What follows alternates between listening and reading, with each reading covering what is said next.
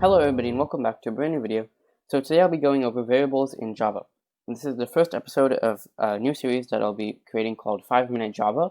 And in this series I'll basically be going over basic Java concepts in under 5 minutes. So yeah, make sure to subscribe to the channel. Over 99% of the people who watch my videos are not subscribed.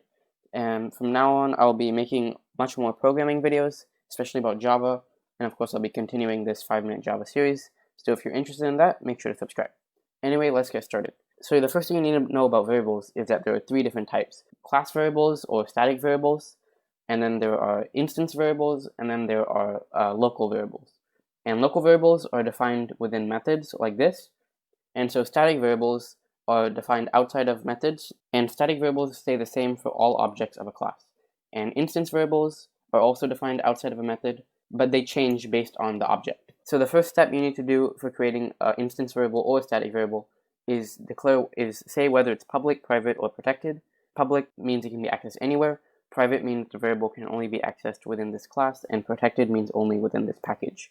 So I'm going to say a public static string test equals hi, and that will be my static variable.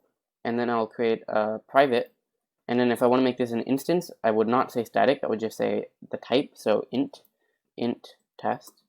And then I would not define the instance variable because I'm going to define it in the constructor later. And I will make a video about constructors and classes later on, but that's all you need to know for now.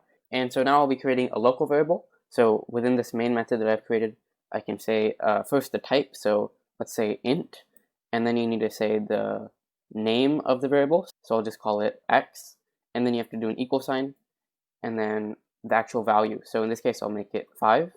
And then it's important you have to do a semicolon at the end. So this is the full kind of format for creating a variable. First the type, then the name, then equals, and then the value. And it's slightly different for static variables and instance variables. And yeah, you only say private and public when it's outside of the method. If you want to create a local variable, you wouldn't need to say public or private. And of course, this can be anything. This doesn't have to be private. This could be public, and this could be private. Whatever you want. It just depends on what you need to use the variable for. And yeah, so once you've created the variable, you can use it. So if I want to print it out, I can say system.out.println and then x. And if I were to run my code, it will print out the variable, which is 5.